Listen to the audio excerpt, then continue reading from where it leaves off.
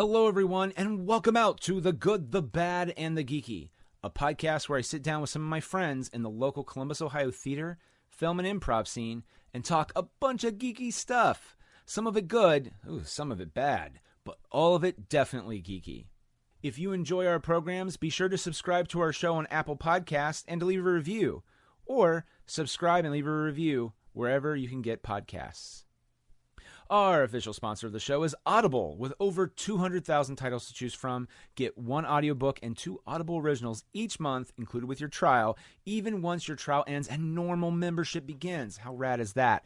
Best part is you own your library, meaning you keep the books even if you cancel with Audible.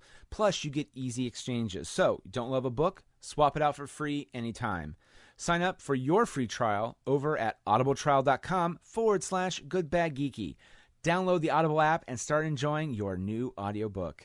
Also, support for this podcast has been made possible by our Kickstarter backers, Ashley Carson, Catherine Ranella, Woos, Yannick, Doug Poeta, Christopher LeBlanc, Andrew, Kenny, Jerome Wetzel, Casey May, Anonymous, Tavia Ordway, Anthony Portillo, Jen and Brian Petrie, guest 16554255418, Laura Spires, Kimberly Barr, Kyle Jepsen.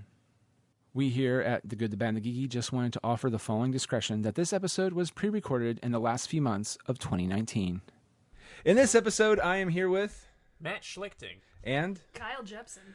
Boom, and we're going to sit down and talk about Dr. Sleep and probably a bunch of Stephen King stuff and probably The Shining as well. On this episode of The Good, the Bad, and the Geeky, word of warning, there will be spoilers aplenty for all that and maybe more.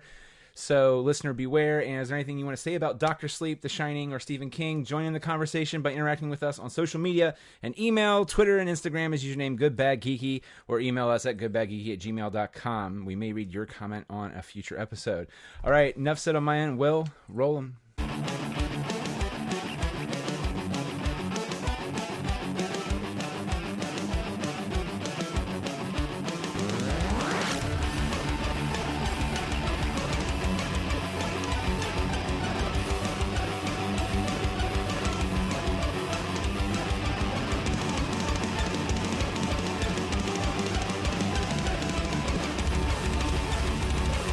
So, little proclaimer, I don't know when this will air, but you guys are technically the first one of the off-season we're recording. So, look at us. I know.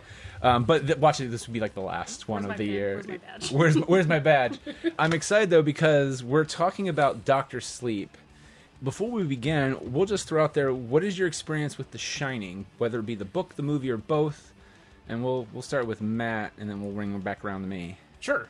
I was lucky in that I got to take an entire class on Kubrick in college.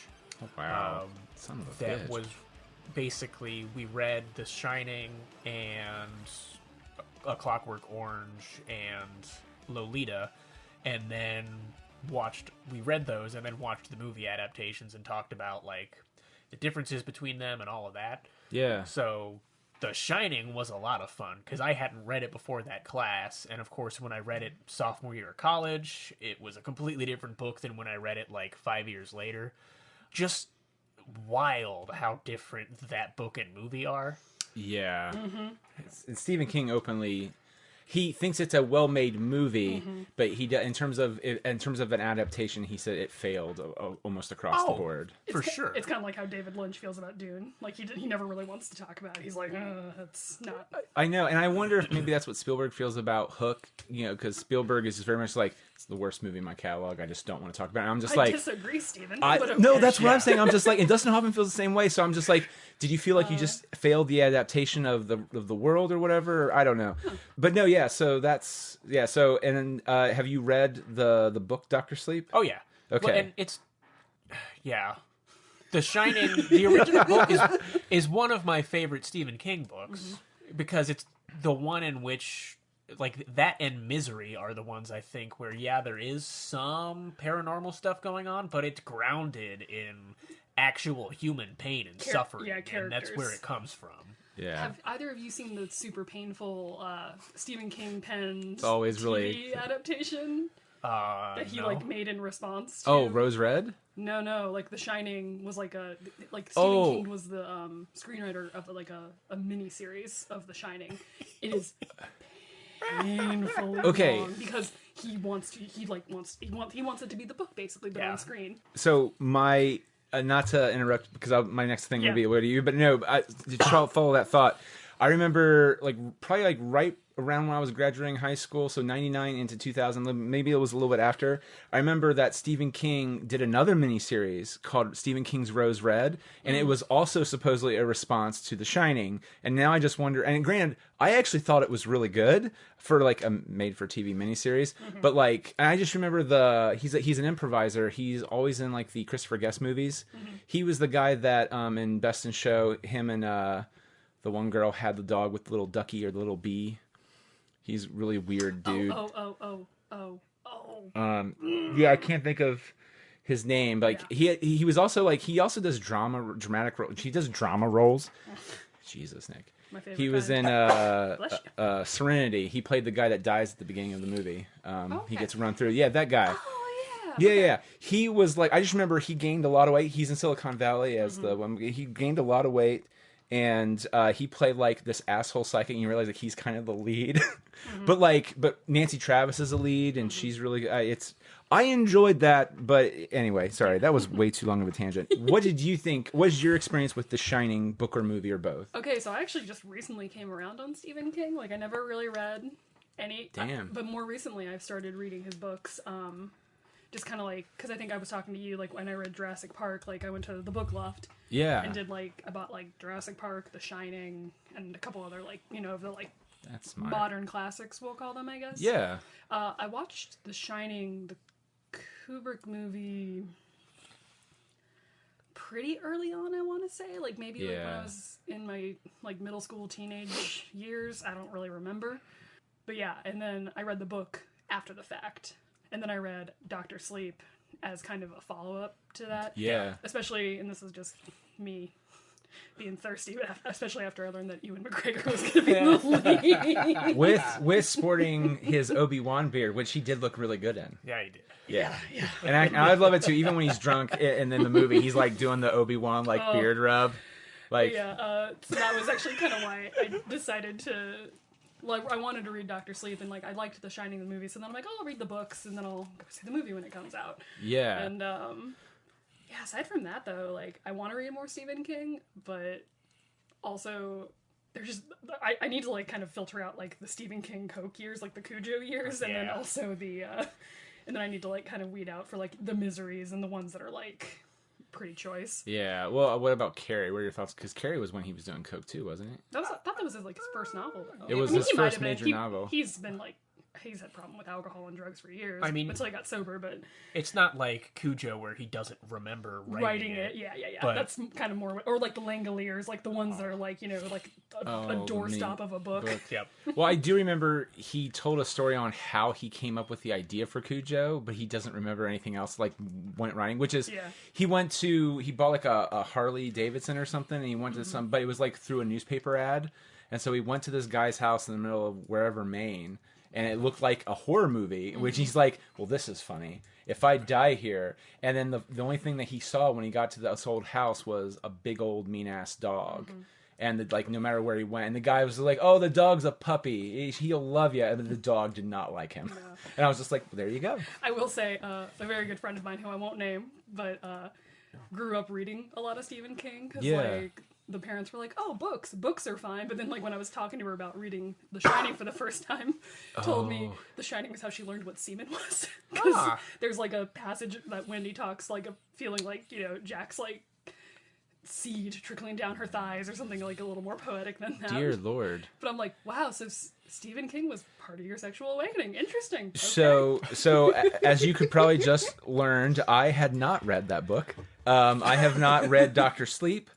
I have actually only read 2 Stephen King books, and actually it's 1.5, and it's not because I don't enjoy them. I'm just also really slow at reading books now, even though I enjoy them. But I've read On Writing, and that's the one I read halfway through, and then I put the book down to do other things, and that was 2 years ago. And it's not that it's bad, it's just things got in the way. I have another book in there I started, and it's the same thing. I actually have 2 books in there. It's the Daily Show and the was it the guys who did the Fly the Conchords, all the Nixon reports, Watergate.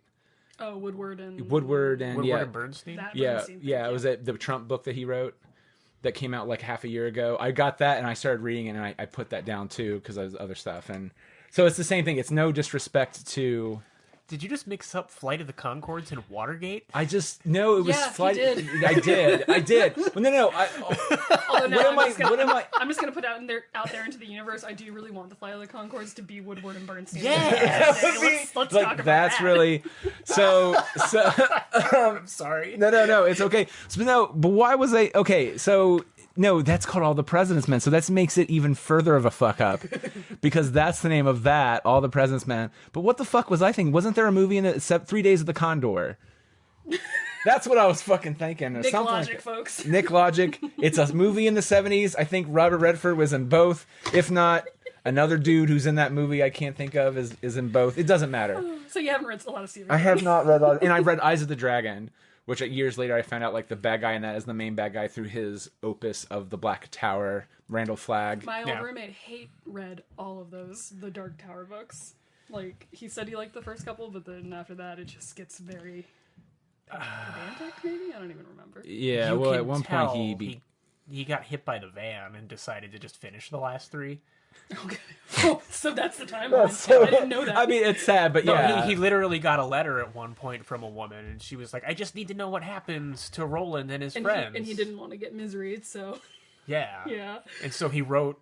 It took, 20 years to write the first 4, and then he wrote the last 3 in, 2002 through 2004. So what you're saying is George R. So I R. was Martin needs just to get gonna say, hit by a van Take a note, dude. and then recover, and he's like, maybe I should finish these books. Yeah. I already have technically 2 of them written, but I'm just editing away. Burr, burr, burr, burr. Up till the end of book 4, The Dark Tower is, the best fantasy series of all time.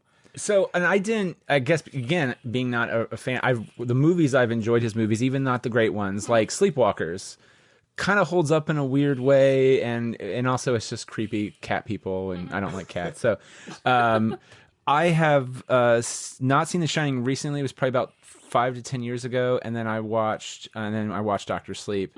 But the one thing I like in all his movies is that there is kind of a prevalent theme, and we kind of talked about it for a second because Matt texted me right when he saw it. After he saw it, he's like, "We're going to talk about stuff." I was like, "Yeah."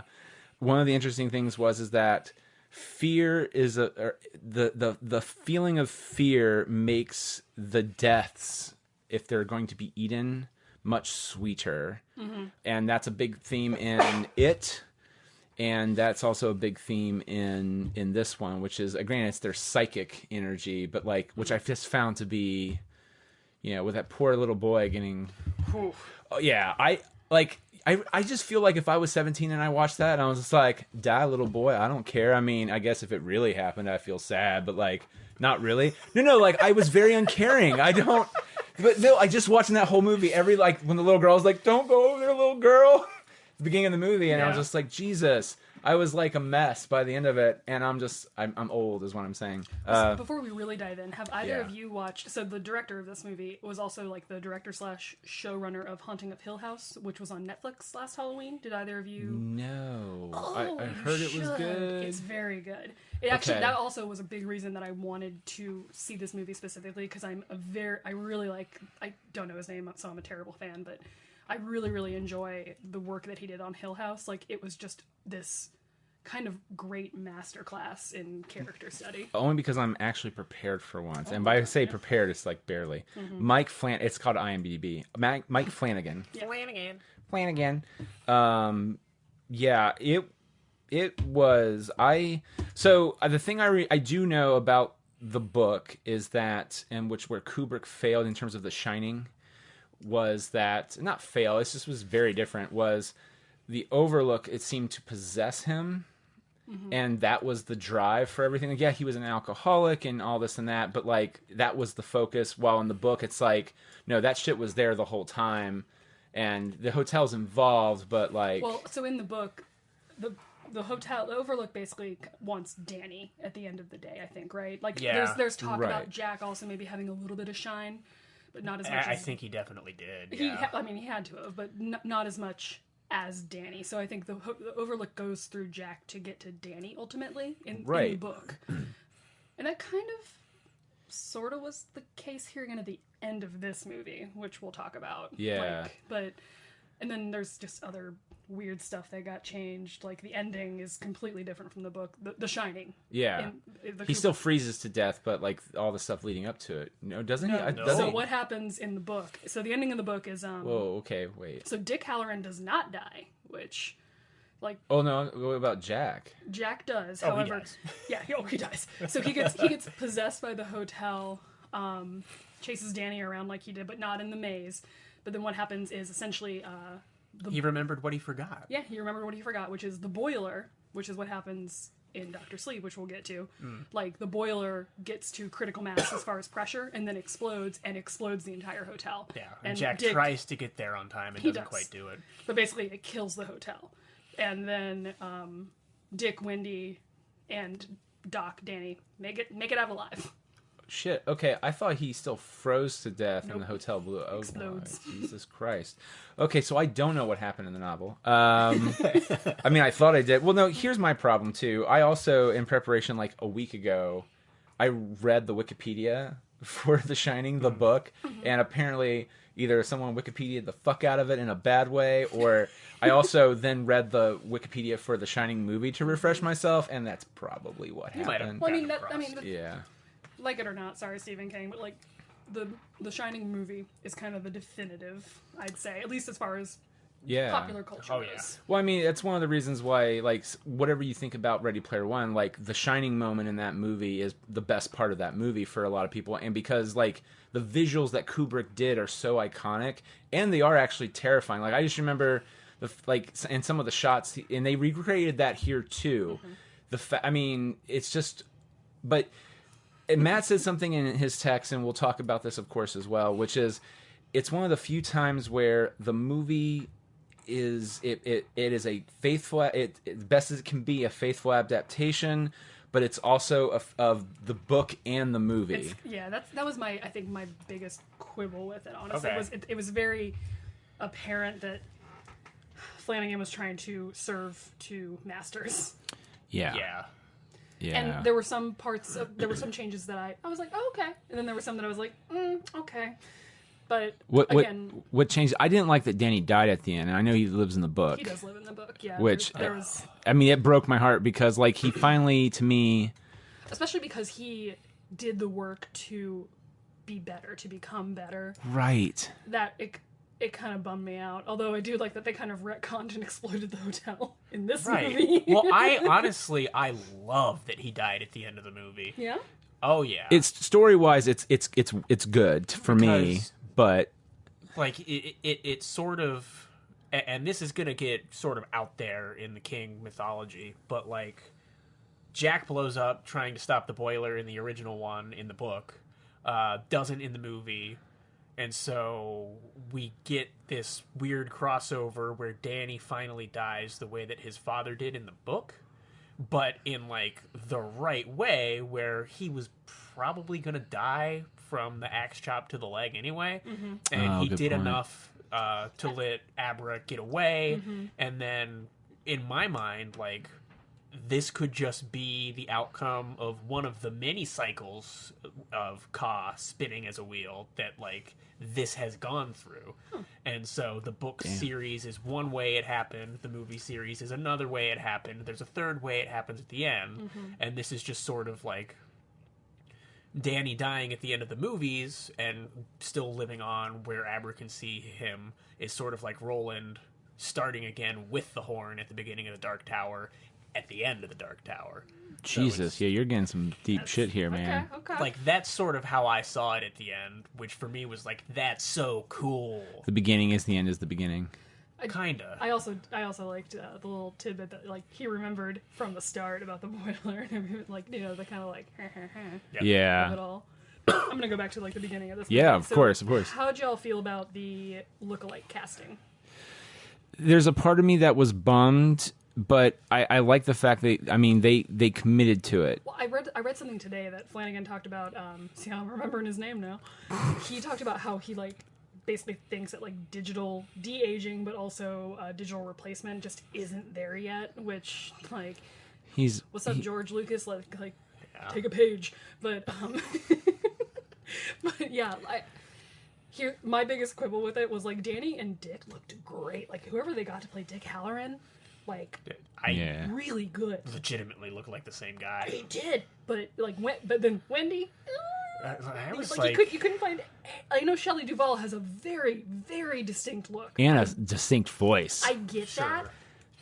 There's got to be like, not a better choice, but like someone who maybe just looks a little closer. Like it just that really threw me at the very beginning. Yeah, I was she like, shows up and I'm like, damn, Mrs. Torrance.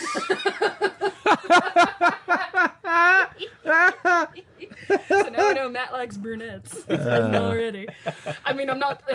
Another change from the book, Nick, that you might not know is so Wendy in the book is blonde, and the fuck, okay. Yeah, so I'm not saying I was expecting like a blonde Wendy Torrance to show up, but like she dyes her hair when she moves or something to look different. I did dig also at the very beginning just that little sting of The Shining.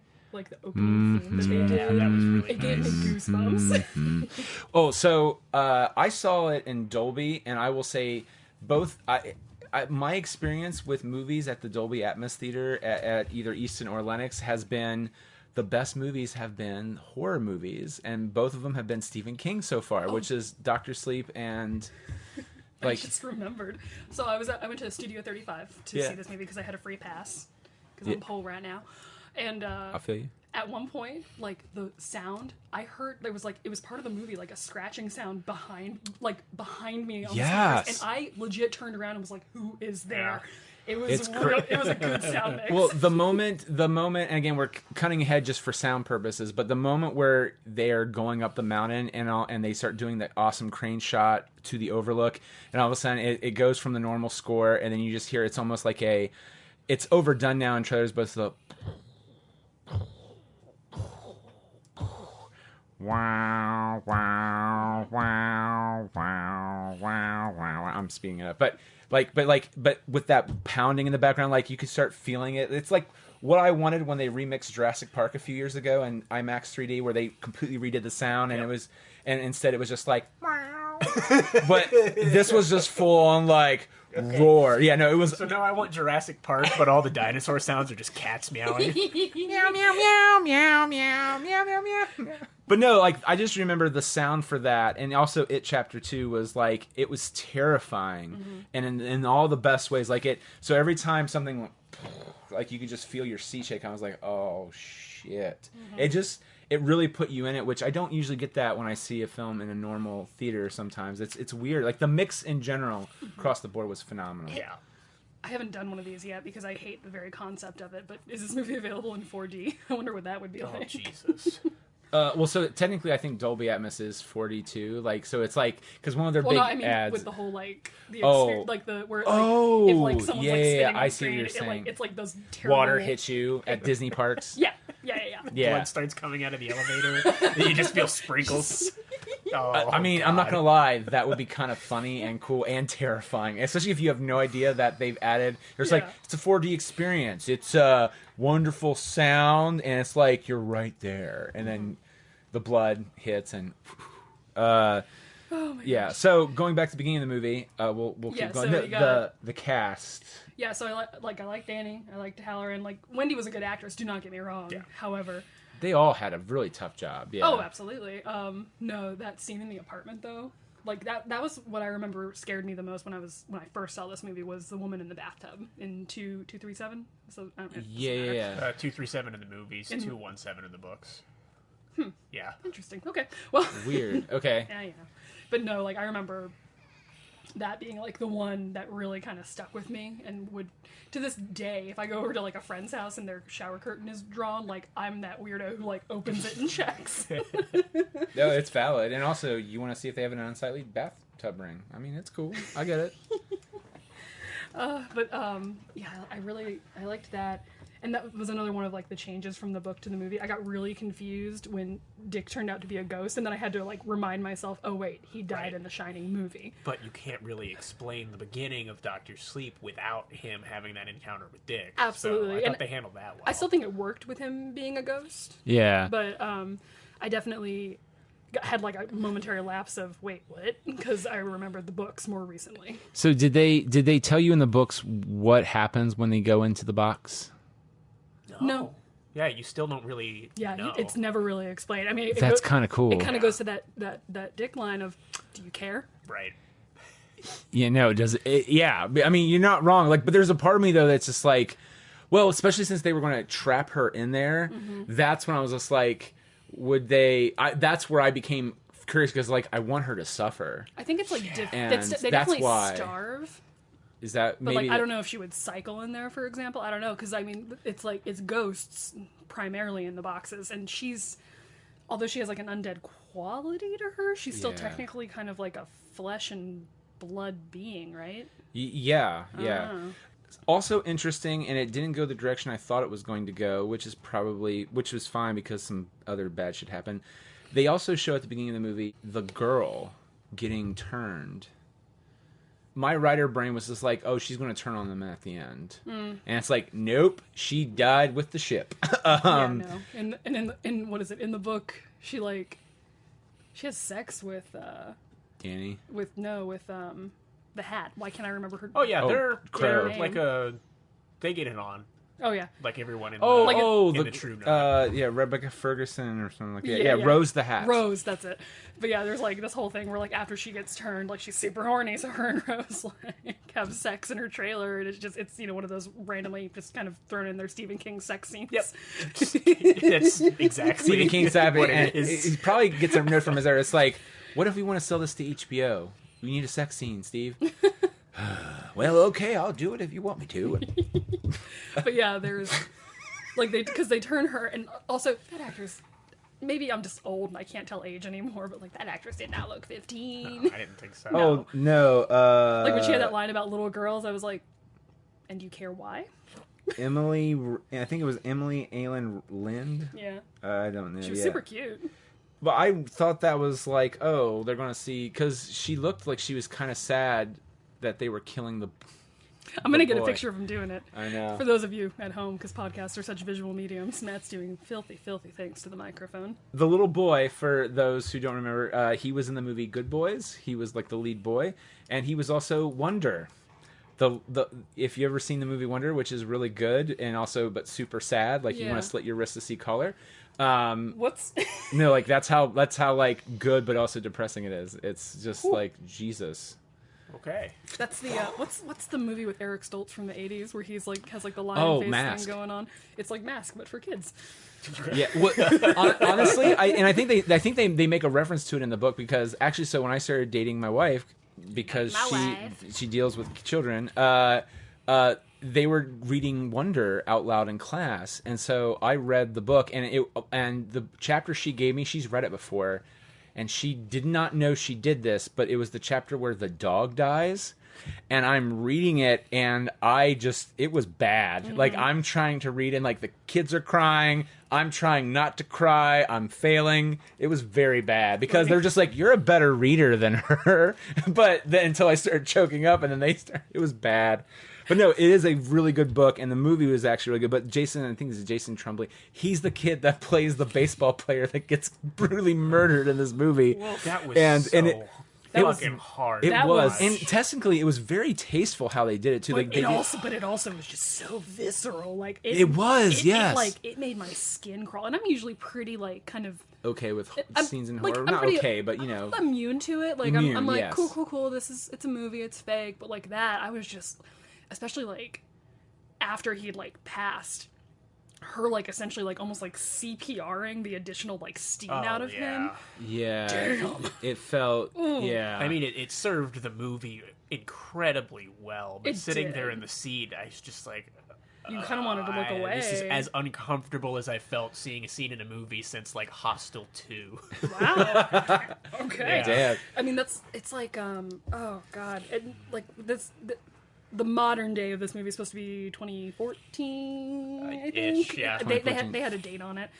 But, like, my like spidey sense tingled because I'm like, why is this child walking home alone? This would make way more sense in the 90s, but like, how can like this coach be like, oh yeah, you're just gonna walk on like a lonely highway with no sidewalks through a cornfield? Cool, bye, see you next practice. Now in retrospect, and by the way, I do actually think that it took place in 2019, but they did that thing where they did like 20 years later, 1990 or 2000, whatever, and then they just said 3 years or 4 years later. Oh, you're right. And because I did math, I'm bad at math, and I was just like, it literally took me out of the movie going. No, you're right. 2018, because like 2014 is after we wake up to after Danny's bender. Oh my god! Okay, that girl did die, right? Or did she just puke? She's actually way more explored in the book too. I think like it's been a little while since I read the book. I read it about a year ago. Because during the scene, I was like, "Oh my god, did she OD?" And then he just leaves her there. But I don't think she died in the book. I don't think it's like quite. I don't think that is when she died. I think it's shortly after. At least that's how I interpreted it. But no, like what? Also, just a little side note, like that like montage of him going through a bender and getting into a fight. Oh, had some nights like that before. Like, just I thought they did that very well. Just kind of the sort of patchy, sort of like cut together, remembering what you were doing the night before. Yeah, and it didn't hit you over the head with it, but it also talked in that scene in the follow up because then the guy showed his shiner, the guy who gives him hints. What was his name again? Tom or no? He's like an amalgam of two characters from the book, but Billy, you're right. Yeah. Billy Freeman? Yeah. Or was that my Stranger Things? I thought he played like Dick Halloran. The ghost that told him about the boxes. Oh, Dick. That's Dick. Yeah. When Dick shows up and is just like, you shouldn't take that money. Like he sets it up that alcohol dulls what's going on. Mm-hmm. That's why I can't really visit you, or what. That's what I got from that scene, and they didn't explicably say that, but they were, and I was just like, this is really because he was like, you knew it was Dick, but he was like super blurry and his speech was slurred, right? Mm-hmm. Right. And like it's especially in the book a lot more obvious and talked about that part of the reason Danny drinks so much is because that's how he turns it off. That's how he dulls it, because he doesn't want to feel it all the time. Oh, totally. And I think they get to it a little bit in that last scene where Rose is like, "How did we miss you?" Mm-hmm. It's like, "Well, I've been drunk for 30 years." Yeah, and then at that point, it was just it was like half off, where it was like just bubbling below the surface, but being used like. And the little girl, I'm glad that they made reference to, because my first thought is, I don't know how it is in the book, but when he meets Abra in the park and he's like, you know how weird this is right now that we're doing this? Like, I could get in a lot of trouble just because you have no other adults around. Mm-hmm. And I was just like, very valid point. Why is no one? And I was like, wait till the dad finds out. And then they do that nice little, like, show him trick. Your Uncle Dan? I loved his, like, walking up on you and, like, oh, your Uncle Dan? Like, that was, I was like, oh, shit. Yeah. It kind of reminds me of, like, when Stanley, like, reads Ryan the riot act on The Office, like, don't be sniffing around my daughter. She is 12 years old. And I was like, oh. Yeah. Which, now, did the dad die in the book? No, that was another thing that I was like, there was like some extra death that I'm like, was that needed? Like, well, they made the ending cleaner for what they did in the movie. That is true. And also, I guess that was a subplot. Now I'm thinking about, we're kind of all over, and I'm sorry. Yeah. But like the subplot of how she feels with her parents, I understand it from her perspective, but like I felt like maybe there was a scene cut or something, but like her mom, I didn't feel her mom was judgy enough of her, supposedly, if that's how she felt by her mom, because she's like, I can't tell my parents because they look at me weird. And the dad looks like a dad where he's just like, well, I don't know what you're talking about, kind of thing. Who wants macaroni and cheese? Like, he didn't do that in the movie, but like that's the vibe I got from him, so I can understand that. But the mom is the one who has the emotional beat at the end with her, and I'm just like, you weren't that judgy to me. Well, and in the book, there's like this whole kind of other subplot of the grandma that mom goes to visit, who like, because the grandma she does have a shine, or she shines, and like she has like this kind of like input to Abra and like raising her and rearing her, because there's like this whole like other also subplot of when Abra's a baby, she like gets like kind of colicky, screamy, like, and screams for hours on end, and then will stop. And in the book, it's revealed that she stopped screaming the moment the planes hit the 2 towers on 9/11. So like she had like a premonition about it basically when she was a baby. It kind of gives you an indication of like how powerful she actually is. Jesus. And then like in the book, there's like an old like awesome Italian grandma who like basically is like, here's what you do, and then So that was like kind of written off, which I know like it would have made that movie like 3.5 hours long, but I did kind of miss like the grandma character from the books. Well, I thought the grandma would have come back at least as like a ghost from part of her Shining or whatever. What do they call that in the books officially? Like the spirit that's there. Like so when Danny shows up at the end at their house, or Dick or whoever, what is that called? Is it just a spirit, or is it just like? They never really name them, do they? I don't think so. I don't know. I feel weird. Like I'm trying to talk about like that. I was like, I'm surprised she didn't come as a spirit to Abra. Ghosts. Yeah. Well, or her dad even too. Well, or, they call the Overlook ghosts. So I mean, I'd say maybe apply the that ghost. to this. No, there was. The book is really interesting if you ever do get a chance I to do read it. want to read it really bad. The only parts that I kind of was like, ugh, about, which I was also a little about in the movie, was the true knot, like, parts. Like, in the movie, I think they streamlined it a lot better. Yeah. Yeah. But yeah, I'm just going to say, harkening back to my earlier thirst comment, is it bad that I would still totally bang Ewan McGregor, even at his worst sleeping under a bridge? That is the best looking homeless alcoholic I have ever seen. I was gonna say it's like his hair looks really good right now. Even like with like those red circles under his eyes, I would still just like, yep, would do. Yep. There's some dirt there, but it looks like was it rosary that some people can get where their cheek rosacea or whatever. He looks like he has rosacea, but looks like he looks good having that in check. He looks jolly. Yeah. I did his I don't know. I've never done AA. I know my dad did for a while, but like his journey like of him being like, yeah, I'll go into AA just like seemed real like they had to gloss over so much about that in the movie. They did, because there's like this whole they would. I knew they would to a point, but it really kind of like didn't shock me, but it like kind of like I was like, oh, with just how like, oh, okay, I'm in AA now and I'm good, I'm sober, because in the book there was a little bit more back and forth at the very beginning. Right. Well, and there's even a part, is it 3/4 of the way through, where he stops at the bar? Yeah, and, and he has to like calls the doctor. The doctor. Yeah. And then has like the moment of like, you know, I'm in the parking lot. What do I like? So it's kind of more of a constant struggle through the book, and they do like touch it should upon be. it when they go to the you Uncle Dan, when they go to Dad's house, and he like pours himself a drink and offers, like that's kind of like a callback to it, but it's yeah. The only time in the movie I think they really reckon with it is the bar scene with his dad. As Lloyd. That was. Do you know who that actor is? No. He is Elliot from E.T. That's fucking Elliot from E.T.? He plays the young version of the dad in Haunting of Hill House on That's Netflix. wild. Holy shit. Yeah. Yeah, I knew he had worked with Flanagan before, because I Yes. remember reading that. But... And Cliff Curtis, he does a lot of stuff. He was in the Fear of the Walking Dead. He played Billy, his best friend, who again gets his brains blown out because the snake bite lady tells him to do it. Yay. Which was so sad. He's good in everything I see him in. Like, he's even good in The Meg, and that is not a great movie. That's what we call a popcorn flick. Like, to me, you know what's weird when your utility players are the best part of the movie is Cliff Curtis and Rainn Wilson. Like, they're just like, we know what movie well, actually, that's to be fair. Jason Statham knows what movie he's in, too. It's called The Movie That Makes Me Money movie. Yeah. Because of Jig Shark. But no, he was really good. And the little girl who plays Abra was fucking amazing. Oh, she was great. I I just remembered something else they changed, because in the book she's related to Danny Torrance. Yeah. Like there's this whole like kind of thing about how Jack had What? an affair and how Jesus. that's his like it's his half sister.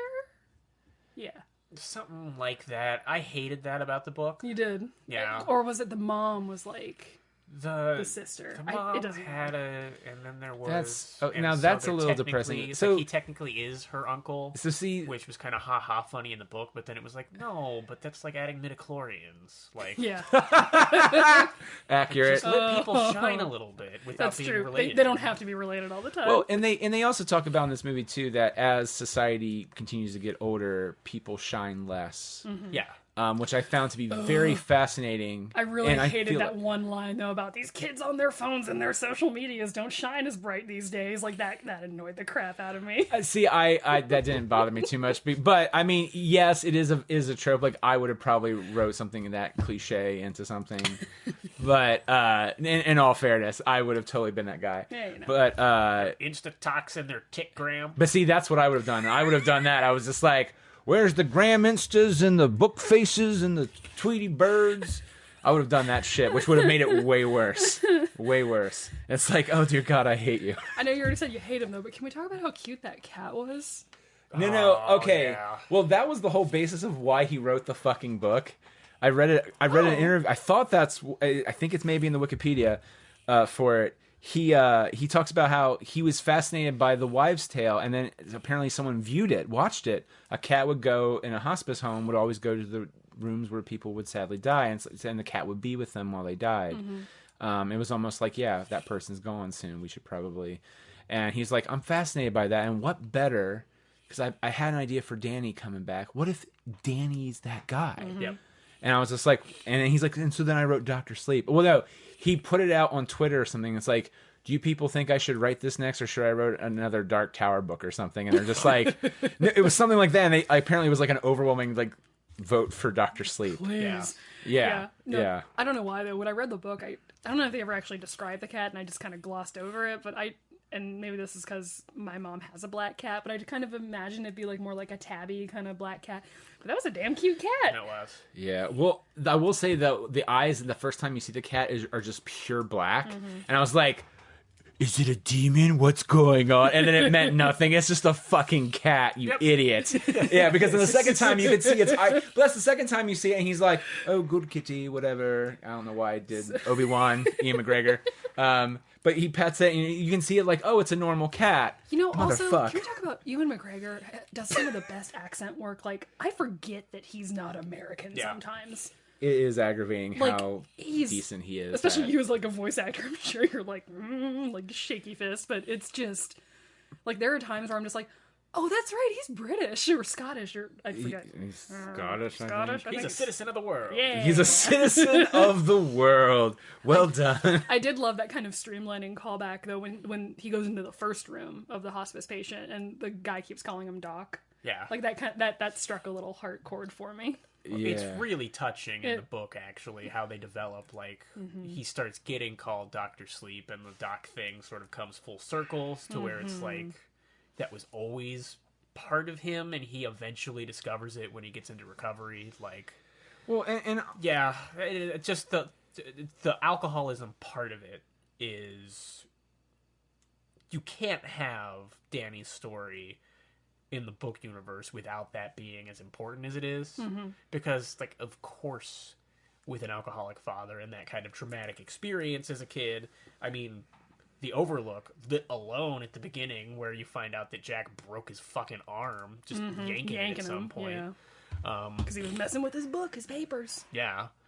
So, one of the things I appreciated about the book was the fun parallel between Danny having a sponsor's the word in AA, and then basically being Abra's sponsor for Her Shining. Which it's once you see it, it's like, oh, haha, I see. But it's never like, he never hits you over the head with it, and it's just sort of a fun parallel. And I thought they did a pretty good job in the book too. Yeah. In the movie. Well, in a I way, mean.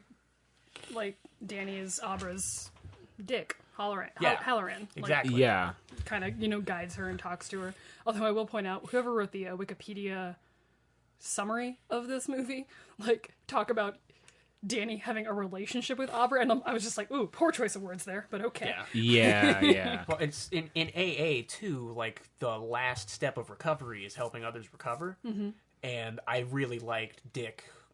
What he finally says to Danny is like, you're gonna help her because she came to you. Like, you just showed up and I've been stuck with you forever. Like, It's just what you do now. As someone who shines, you find someone else, you help them shine. I thought that was really cool. Because they talk about his sponsor friend is also has a little bit of shine to him as well. Yeah. At least in the book he does. And they sort of imply that a little bit. They talk about like one line. They do a good job at not hitting you over the head with it. But which I will say, this movie, I like that is they let you get 2 + 2 = 4, even if it's just not as well developed as it is in the book, and that's due to time or whatever, streamlining. But like, I appreciate that a whole fuck of a lot more than not doing it, or just actually bashing you over the head with, it's like, he has the shining, blah blah blah blah. It's like, no, I don't know. It's like having that big like realization moment where you're like, oh yeah. All right, so anyway, Dr. Sleep. I'll get back on with another just quibble I had. Did the editing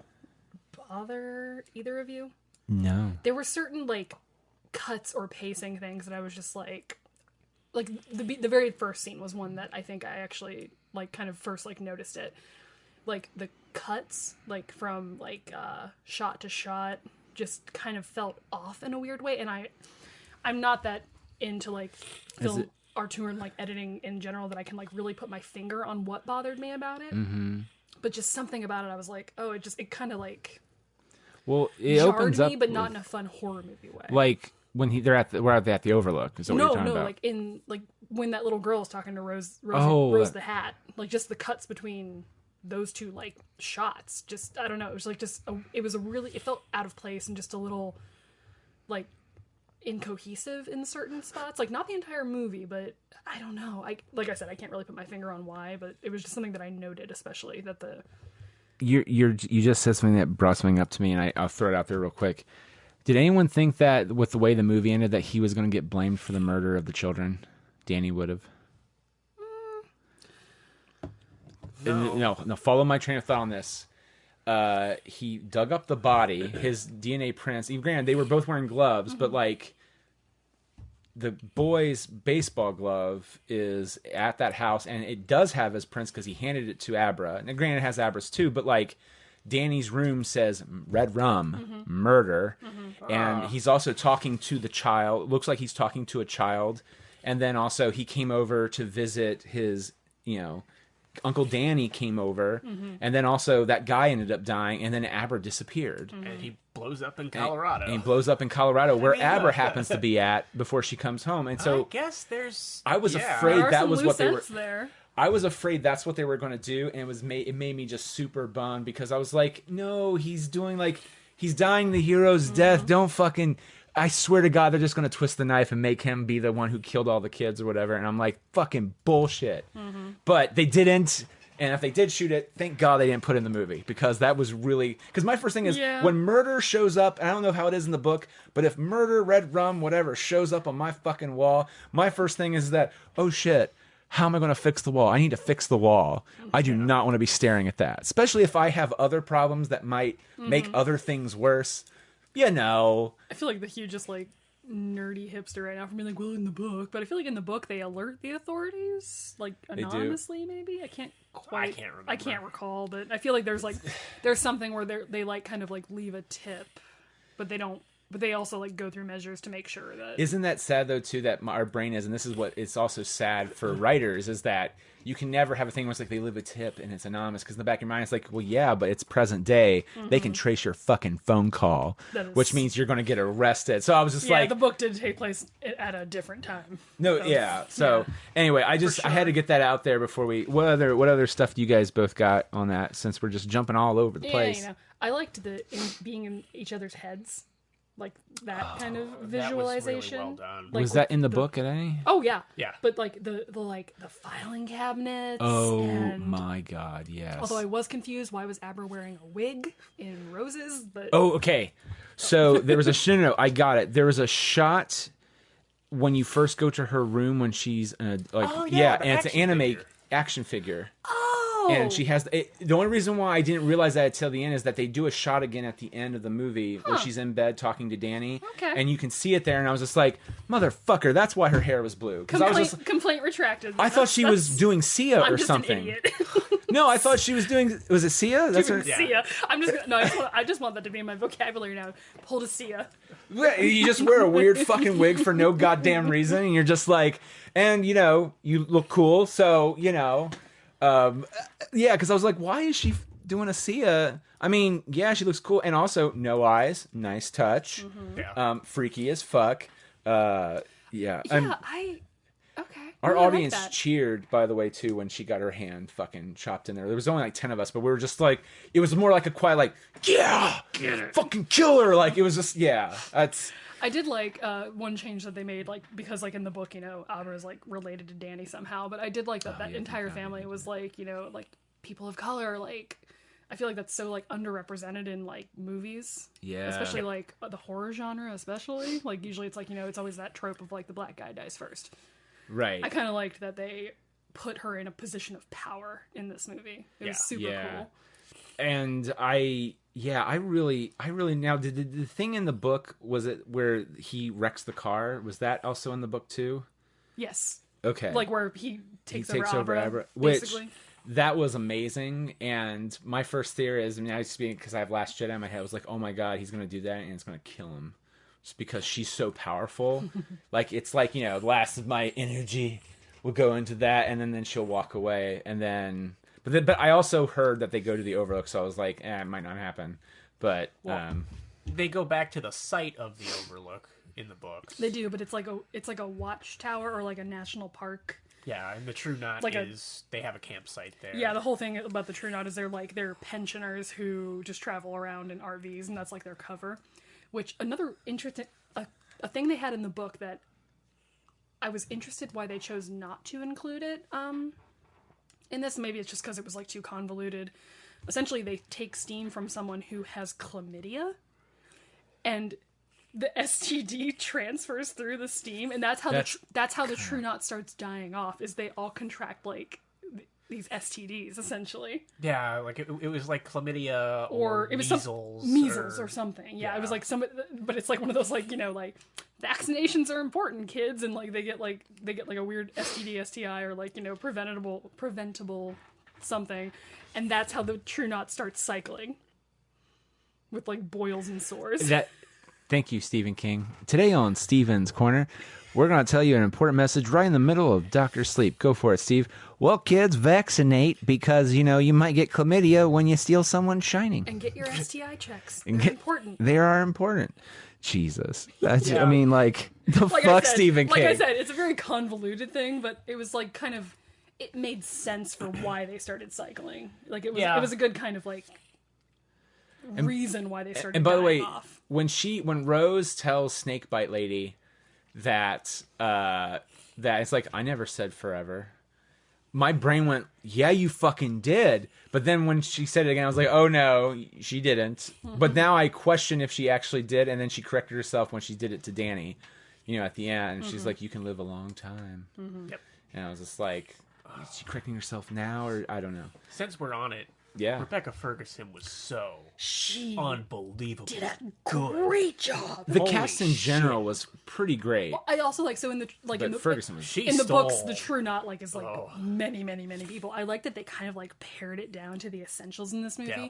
And also, I know you guys haven't watched it, but the guy who was like the older guy with kind of the gray hair, not the one that cycled, but like he was like a little bit bigger and like had like kind of the longer gray hair. Oh yeah. He plays Mr. Dudley in The Haunting of Hill House, which was a character from the original book, and he is so good in that series. He gives like this 5-minute long monologue about his wife losing a baby, and like it was probably the most compelling thing I watched last year. It was so good.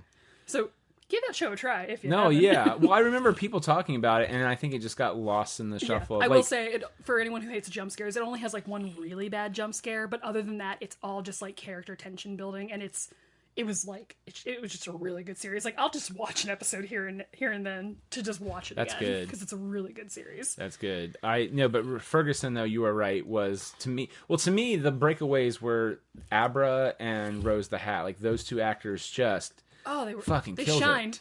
It. Hey, and we're out. I said the magic word. You said the magic word. So sorry, everybody. No, it's okay. That was well done. Nailed the like creepy hypersexual, but that way for a very good reason. Like it's weird to be really attracted to and terrified of a character at the same time, guys. That's what I'm getting to. Because she's gorgeous, and then she starts murdering a kid, and it's like, I don't know. I want to know how did Danny know how to turn on that boiler?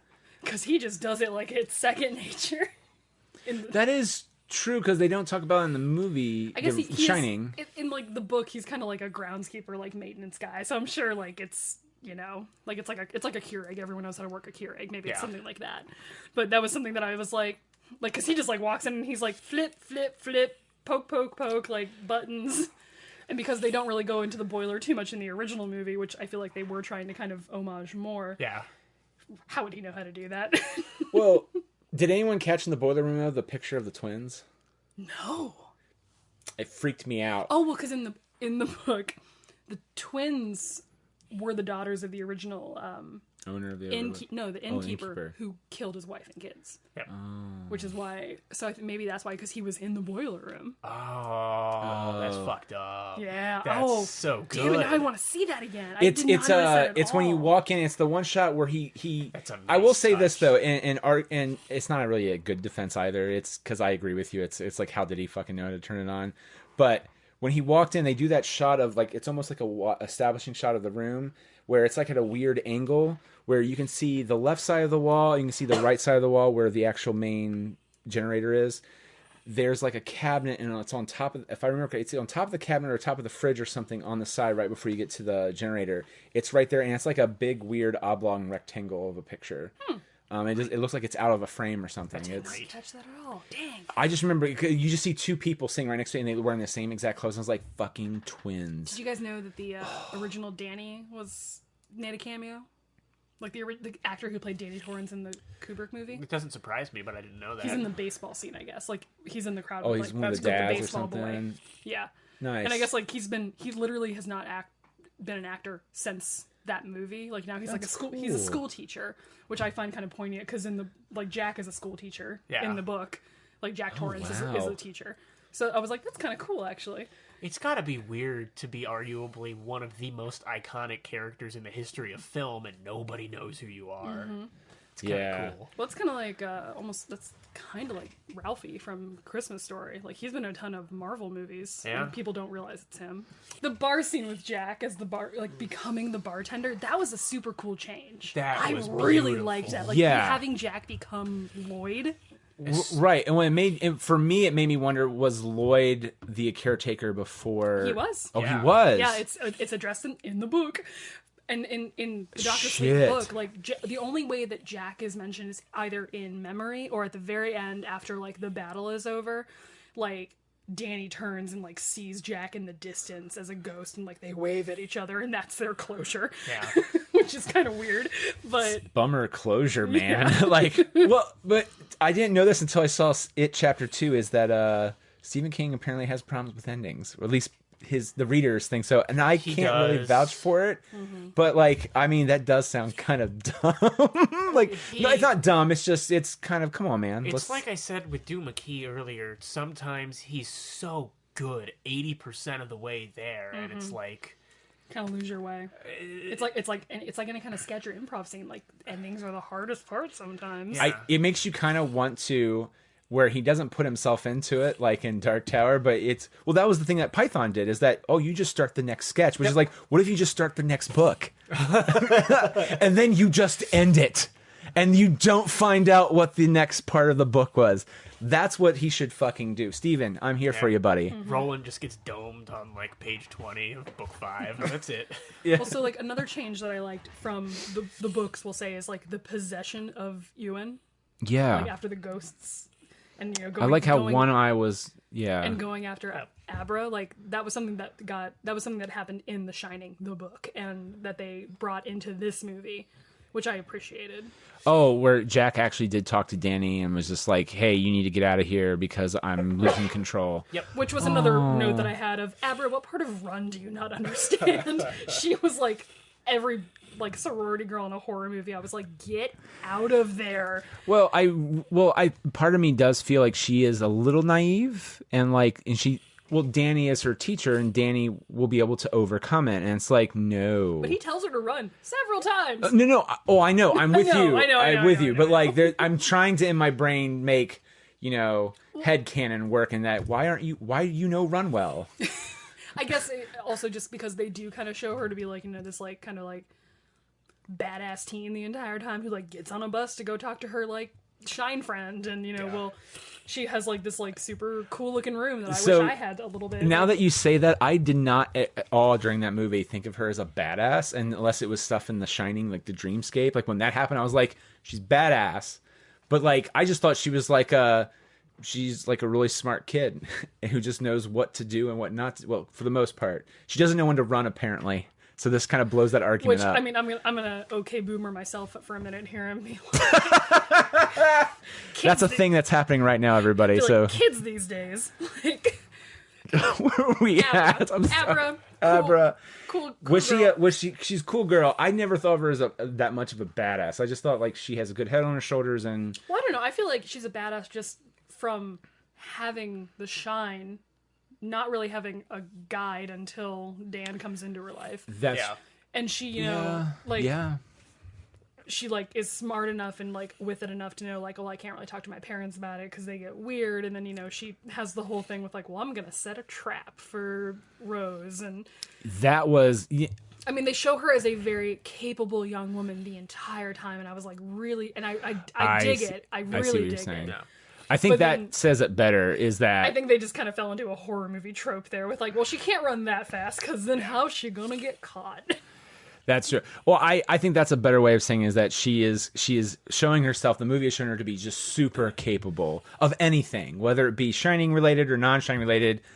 And then she just starts doing this typical horror girl even, like, stuff. She like Googles like the baseball boy and like knows to like go search for missing kids. I was an idiot when I was a teenager. I would have never thought about doing that. So I know you said you liked Ewan's death. Like, yeah, I'm sorry, Dan's death, but yeah, and I do like your point that you made a lot. It actually kind of made me rethink my opinion. I guess I just I was more bummed because I really dug the end of the book. So the end of the book, like they survive, and essentially he kind of goes on to sort of just be like an uncle to Abra. And there's even like this kind of like nice moment in the book where the mom, like Abra's mom, talks about how she kind of lost control for the first time in a long time and like broke some stuff, and like with her shine. And it turns out it's because she had like a beer at a party when she was a teenager. And so he kind of like wards her off the path of becoming an alcoholic. Yeah. And like, I kind of liked that. I'm not saying that Ghost Dan couldn't do that. Yeah. But I appreciated that he survived at the end of Dr. Sleep and was more active. Earned it is a wrong phrase to use, but I liked that he got to live his life after doing the work of becoming a better person. Not to say that Jack could never have gotten there. Yeah. Like, if they hadn't gone to the Overlook, maybe he would have been okay. Yeah. But, like, I think it's kind of I really appreciated that, Danny got to, like, settle his demons and move on with his life. Yeah. Well, that was a really fulfilling part of the book. Right? And... So once the ending turned out okay for the most part, well, minus the whole waving at Jack thing, but no, I mean, well, so when I read that on Wikipedia, I was like looking forward to it, and then when I was like, "Why are you in the boiler room?" and I was like, "You can get out. You can get out. You might bleed to death, but you'll get out." And then when I saw the fire, I was like, "Son of a bitch!" I mean, they're the femoral go for the artery set. hit, like when and she said that does like that is a good point. That but he may have not survived because honestly, like they're out in the bumfucked Egypt. I got you. And I mean, so it does make sense that even though the cops are showing up at the end. Yeah, that was amazing. Like they have a great call time. There's this like great whole thing about the original Shining where it's like, oh, nobody can get here during the winter. Well, it's 2019. We can just drive on the slippery slopes. Can you? Like that. Just like that. Just like that. Just like that, we just slip and slide all over the mountains. I've already almost slipped on ice once this winter. I'm my a disaster. God. I'm gonna I'm die not one day, excited. guys. I'm sorry. I heard I hope so, because no offense, everyone's going to die, hopefully, at some point, unless you go live forever, and then that becomes depressing. I'm not about killing children to catch their steam. Oh, no, I didn't mean that way. I Now I'm sad again. And it was already kind of sad to begin with, because immortality is a Hey, bummer. imagine if they showed that little girl getting killed. That would have been horrifying. Jesus that early. Christ. That was, no. Technically, we saw the snakebite lady die, but I really did think she was going to, like, at the end, be like, I want a choice, and, like, I'll save her. But then it's like, no, she's like, kill yourself! I think she was there as plot development. She was there to show how the True Knot recruits and makes members. Which, again, I'm very fine with. That was the weird thing. So, kind of tying with that into the ending, what we're talking about, I am bummed that Danny did die. Mm-hmm. I wish that they would have done the book ending from how you're describing it to me. But at the same time, I felt like it did kind of. Well, it's weird. So, Danny, at least in the movie, and now that I think about this, the movie is really just about getting over trauma and dealing with trauma. Mm-hmm. And I feel like, I don't know why, but I feel like Danny's journey, it weirdly justifies that that's how it happens, even though I don't agree with it. Because to me, that does sound like a better, especially after all the hard work he's done. Because that was my thing. It was like, he did all this work. He became a good person. He was already a good person, but like he was able to fight that and do all this and that, and then he dies. It's just it's sad. Well, that's how life is, and I was like, but he paid. He did have a debt to pay for whatever, But then and he gets to be a Force ghost. That is true.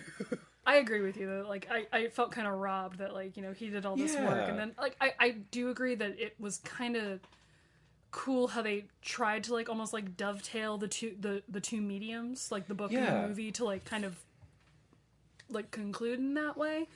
And I'm also just like really impressed with like you know, the director Flanagan for being able to almost talk Stephen King down from having to do like a direct like book to movie adaptation. Like like from what I read, he essentially was kind of like, people associate The Shining with the movie first and foremost. Sorry.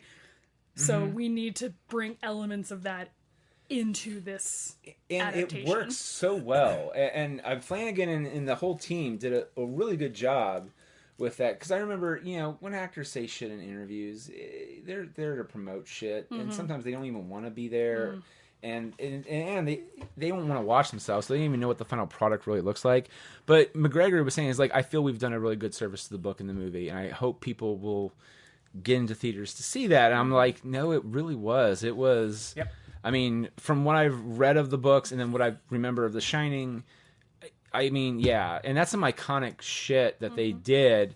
And my first instinct was, man, I'm kind of sad that they didn't like digitally, not even just digitally, they just didn't try to like just take old footage or something. And granted, you realize that they couldn't do that anyway, because there's other scenes they need to show. 1978, 79? Like, around there, yeah. That would. I feel like even if you were trying to take a movie from 10 years ago and doing that, that'd be tough. Well, have you seen the deepfakes where with Jim Carrey playing Jack? They freak me out. I can't do it. Yeah. They concern me so much. I think the technology is there that it looks like scarily good. But getting the voice right would be hard. But I was like, they're still alive. Get them to come in and voice themselves. Well, apparently they were thinking about approaching. Oh, were they? Jack Nicholson. Oh, but he's very adamant about being retired. Yeah. Which is fine. Good for that, I guess. But then get like someone like that can do a good Jack Nicholson. Well, I don't know. I mean, Elliot, he did a good job though. The he hair and like, I think I even had a note like, oh my god, those eyebrows. Like they gave him false eyebrows. Well, and I like too that when you actually finally do see his face, because I like that they let you sit in the awkwardness of that. Well, we know it's not going to be Jack Nicholson. Just the hand. It's just the hand, Hands, and then yeah. oh my god, because it's a weird thing, because The Shining is so part of our nomenclature and pop culture. Yeah. The first instinct is always, here's Johnny, and you see the face, and then this one they just sit there and you hear the voice and you go, hello, Dad, and then he goes, I don't know who you're talking about. I'm whatever, a bartender, and then there's a long pause. and they still just don't show. You just see the hand. You don't fucking see his face. So then you just go, well, it's not Jack. And then it's like your body comes down and it's like, is that his actual dad? Because then you go back into the story, which was nice. I felt like it actually gave you as an audience member time to go, it's not going to be Jack Nicholson. It's still not Jack Nicholson. Calm the fuck down. And now take a breather like Danny is. And then when you switch over and he does that weird, creepy, like Jack Nicholson, like look down, like you want a drink or something like. That was also a really good scene. Just like the temptation and like the. Oh my God. Your medicine. Pouring him Jack, like just. Yeah, and then he even talks about how like this is what my dad drank, and I remember it burning and whatever. I'm just like, oh my God, like it's such a good scene. Well, the whole movie was just. It was nice that for the most part I walked out going like that was just a really good, well written movie, and it did service two people or two types of things, which you probably really always shouldn't do necessarily, but. It did a good job of it. It's not like when you watch a book or a movie, you know, usually it's like, well, I like this more than that one. And yeah, you can have moments like that in the movie, but the movie still stands on its own really well, which that's hard to say sometimes. I think you can legitimately read both books and watch both movies, and like it's cool having done all of it, seeing how all the pieces fit together. Like that was the most fun part of it for me is. Just kind of seeing what they were going to do with it. Yeah, and you feel like you don't have to pick one or the other the way you feel like you do a lot of times with an adaptation, where it's like you either like the book or you like the movie. Yeah. Like there's... I would say, like, of the two, like, say, like, Dr. Sleep, the book versus the movie, I think I would come out saying I prefer the movie. I think so, too. Yeah, I mean... And isn't that interesting, too, is that when you feel that way about a book to movie or movie to book, whatever... Is sometimes also influenced by the casting of the role. So even if you didn't enjoy the movie, the casting and the acting was good enough that you're just like, I still kind of like that more. Granted, this movie didn't have that problem. The movie was good on its own, and the acting was part of that, and it was still fantastic. I just, I'm just feeling sad that Danny didn't live. Because Ian McGregor did such a good job. Like I wanted him to have that relationship with Abra. That and not just in ghost form, because that was the thing that bummed me out. And you can tell me if they did this in the book or they went into it further. But when Dick was Dick was still alive, wasn't he? So he didn't. So in the book, when Dick appears to him in the hospice center, like there's some kind of throwaway line of "This is the last time you're gonna see me," because like something about like how certain spirits or ghosts like only have so much quotation marks energy that they can expend to come back into the living world. So the hospice center where he like kind of warns him or like talks to him about, I forget what, that's like the last time that Dick Halloran and Danny Torrance like get to be with one another and talk to each other. No, right, and that to me, that one little line set up the tragedy furthermore of that when he does die, he's not going to be able to be there for Abra. Like, he only gets, like, maybe 6 visits or something, or maybe not even that. It could be different for him, too, because he's, like, in the books, he's always said to have more shine than Halloran, for example. Like, he always, like, he always talks about how, like Dick always says to Danny, like, you know, he has some kind of, like, like a lighthouse compared to a lighthouse or something. Yeah, a lighthouse compared to a flashlight, something like that. So, like, kind of, like, comparing the power level. So, there's always a chance that he could stick around longer. But at some point, it's finite. Yeah. At some point, he will run out. There is something. Yeah. And it's kind of like there's a point in the very first book where like instead of like in the kitchen like it happens in the movie, like Dick takes Danny to his car to talk to him, and he's like, "Hey, can you like show me your shine a little bit?" He's like, "Can you say hi to me?" And like Danny says "Hi, Dick" in his head, and like Dick Halloran basically like it's like, you know, 11 in Stranger Things, like gets like blood trickling out of his nose, and he's like all disoriented because like it's so loud that it's like having like, you know, like a concert speaker like blaring in your ear essentially. Yep. And also he probably doesn't control it enough that he can make it not do that, or is that a thing? Oh yeah, no, because he's like 6 in the books, right? Okay, yeah. So yeah, it's like one of those. It kind of like it's one of those like comparisons of a power that. Well, that's what I'm saying. Like, I love the mythology behind just that one throwaway line is that it's finite. So then, the fact that Danny dies and he does come to her, it's just like, oh man, you can only do this so many times, and then Uncle Danny's gone, and that's sad because that's the relationship. Yeah, they did such a good job of building that relationship from over to the books and the film that you really wanted to see it through. Yeah. By the way, we didn't really talk about him much. I actually enjoyed the guy who played Crow. I thought he did a really good job of doing that weird, like, I'm skeevy, but I'm also just trying to live. Johnny Depp / Yeah, the Johnny Depp guy. What was his... I forgot the name already. Oh, Mickey Rourke. Mickey Rourke. Like, I swear to God, like, I thought it was Johnny Depp or Mickey Rourke for about the first 5 minutes I saw him. Just, like, the weird tan with the...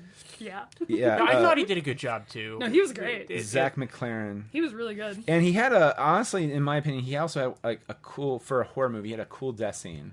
I thought, like the way like they revealed the body, like they didn't show you, usually in horror films, especially today, they like show you the gruesomeness of it. And it's like, no. The shock of the accident itself from Abra's perspective is in itself kind of terrifying. Yeah. Especially if you've been in an accident before. I think we've all been, like even minor fender benders, it's a little jarring. Oh, I've totaled my car. It's horrifying. Oh, I have too. Yeah. Yeah. There's that shot where you just see her kind of wake up, and it's they focus on her as a close up of her, but then they do a shot of from her looking out, and you see something moving, and you're just like, oh shit, is he getting up? And then you realize no, he's writhing in pain, he's dying. Thank God. But then they don't cut to it right away. You just focus on Abra, and I'm just like. And the thing is, you hate him so much because he's a villain, you want to see him die, and they're not giving that to you right away. They're making you earn it. And that's why I was just like, damn if that's just not a cool way to have your death shot. And I don't know. I feel like all the scenes like that in this movie, like, everything did feel kind of well-earned or whatever. I did like with the True Knot how they kind of showed, like the eyes glowing, but it, like, wasn't like they turned into monsters, but they just had, like, little, like, tiny little lights in their pupils. Also, just harkening back to Twin Peaks for a hot second, the Grandpa Flick or whatever his name was, the older one, like, I thought for a hot second that was the giant from Twin Peaks. It's not. It's Lurch from the Addams Family movie, though. Wait a minute. I have the wiki. No, I just want to see if it was. While you guys look that up, please. One thing I've always really enjoyed that it's just an unbuckled seatbelt. It is Twin Peaks. I was It right. was. That's the giant from Twin Peaks. It is the giant from Twin Peaks. Yeah, he was also in Men in Black. He played the one guy with the cats, the two cats. Anyway, it's happening again. Yeah, they're almost immortal, but something as fucking stupidly human as not buckling your seatbelt is still enough to kill you if you're like, you can't escape the stupidity of humanity in some ways. Which We're always gonna is be pretty great. fundamentally flawed in our idiocy. I also appreciated during that whole like fight scene how they're kind of like, it's like almost like vampire status. Like if you get a mortal wound, you're dust. Immediately. Well, and it depends on how bad the mortal wound is too. Oh, yeah. Yeah, like what was it? Was it Snakebite Girl gets like shot? She gets nicked like 2 times and then finally shot. Yep. Pretty brutally. So then the one guy from the Haunting on Hill House or whatever, he like almost goes instantly. And then there's a few other people that they get shot and they just kind of lay there for a second and then they slowly, like, they're bleeding out. I wonder if that matters, like how old you are, like in True Knot years. Ooh, I don't know. See, that's what I love the mythology behind this, and I don't know if they're going to do any more. What if there's like 3 people all standing together and they all shoot themselves in the head at the same time, but one of them doesn't die like quite as fast and is able to like breathe in all of the mist from the other people And then heal? Yeah. Ooh. I'm just maybe that's like a crazy game of Russian roulette they No, play because when they get old I and did bored. like when the grandpa died, like they had that whole moment where they all kind of like The sadness, went, and then boom. Went in and like sucked up his steam. It was that was something like, they don't do in the book. I don't think think, but so. it was like I was like, oh, that's well. interesting. Also in the book, when Grandpa dies, he has chlamydia, so they didn't want to get the chlamydia. Double chlamydia. Double chlamydia. super chlamydia. Yeah, no, I really enjoyed it. I will say I do feel like it is hurting because it's not called The Shining 2. The Doctor Sleep, The Shining 2, or it's not really necessarily in there. Granted, I feel like people know what it is, but like there were people at my job that didn't know what Doctor Sleep was. Yeah, people who they thought it was a know Stephen what King it is, movie. but- That's all they knew. Yeah. Joe And- Schmo buying a coffee at Starbucks in the morning, and of course he's arguing over his quarter, and he bought a stupid coffee because fuck you, Joe. He doesn't know that it's The Shining 2. Right. He just knows it's a Stephen King movie, and those are hit or miss for me. You know. I mean, it could also be suffering from the fact that not all Stephen King adaptations are great. Well, that's what I'm saying. It's very hit or miss. The Dead Zone movie? Or like the Dark Tower movie that like... Oh, that movie doesn't exist. What are you talking about? I'm sorry. So, what do we think about Dr. Well, Kyle. Well, Kyle, I like that they didn't have super committee in the movie. That didn't sound as super It was kind of fascinating that is how that grandpa died. Because, but it's also just like, okay. Yeah. Why can't it just be, it's like, it doesn't matter. Like, that to me is more tragic. What they did in the movie is that at some point you're going to die, even no matter how much souls or shining you suck up. And the powder, whatever. The powder smoke. Steam. Soul steam. Yeah, thank you, the steam. That's what they call it. I ultimately really liked the movie. And if you had explained to me going into it how they were going to try to bridge the gap between the movies and the books, I would have been like, you can't do that. That's not going to work. But it did. It was kind of like a pleasant surprise. Yeah. I feel like, Matt, I feel like you're letting us down here. I feel like you have just looked at someone all serious for a second and just like, bullshit! Motherfucking bullshit! And then you would have a serious discussion about it. Probably. I feel it was a missed opportunity. That checks out. Hey, what the fuck? Bullshit! Well, I can tell you a fun anecdote from last night where I was at studio, so I like went out and had to like go to the bathroom at one point, but it was like a point in the movie that I'm like, I know exactly what's gonna happen here because it was like very like it was like that pee break app. Oh, there's I got an app you. that you can like look up movies and be like, here's the great place to go pee. Yeah. And I was getting another drink and I thought the bartender said to me, how's it going in regard to the movie? And I went, yeah, it's a little different from the book, but it's good. And then he looked at me weird, and I realized his friend was sitting at the bar, and he was talking to his friend and not me. So I answered a very unasked question and got a very righteous. See, I would have just doubled down at that point and be like, fuck the movie, let's double down on this. Oh, yeah, and just let's keep following that through line and see how. And then I would cry later. Oops. Exactly. No, I enjoyed it. I enjoyed it a lot. I want to read the book, but I really liked the movie. I would buy the movie. I enjoyed it. Honestly, probably digitally, like but walking out of it at first, I was a little kind of like, okay about it, but the more I thought about it, and kind of what it did, it's growing on me. I'll say. Yeah, and you prefer the book better than the movie. Let's not say that. The book has issues. Thank you all very much for listening to this episode. Thank you guys for doing it. And even though we don't know when this will plug, do you have anything you guys want to plug or throw out there to tell them to visit? Nope, I'm taking a year off. Well, there's this really cool podcast that I'm on sometimes called The Good, the Bad, and the Geeky. Oh, yeah. That's really good. Yeah, tell us all about it. Well, what's the website URL? Goodbadgeeky.com. GBGpodcast.com? Boom! I'm the Oh, worst. wow. That's okay. Well, anyway, let's wrap this up. Yeah. Thank you guys all for coming. Thank you all for listening. And goodbadgeeky@gmail.com if you want to leave your thoughts on the novel of The Shining, Dr. Sleep, or the movies as well. Thanks. Bye. Bye. Goodbye. The Good, the Bad, and the Geeky is presented by D4K Studios. Nick Argenbright and William Dell are executive producers. Co-producers are Ashley Carlson and Catherine Ranella. Editing and mixing are provided by Orality. Find out how Orality can help you by going to facebook.com/Orality Sounds. The Good, the Bad, and the Geeky is also made possible by our Kickstarter backers. To see our backers, check out our show notes over at gbgpodcast.com. The theme and end credit tracks for The Good, the Bad, and the Geeky is by chiptune artist Hide Your Tigers. You can check out their music by going to hideyourtigers.bandcamp.com. We also featured the track from Futurama, The Devil's Hands Are Idle Playthings, an arrangement by our own Nathan Haley. If you enjoy our program, be sure to subscribe to our show on Apple Podcasts and to leave a review or subscribe to wherever podcasts are streamed. Thanks for listening.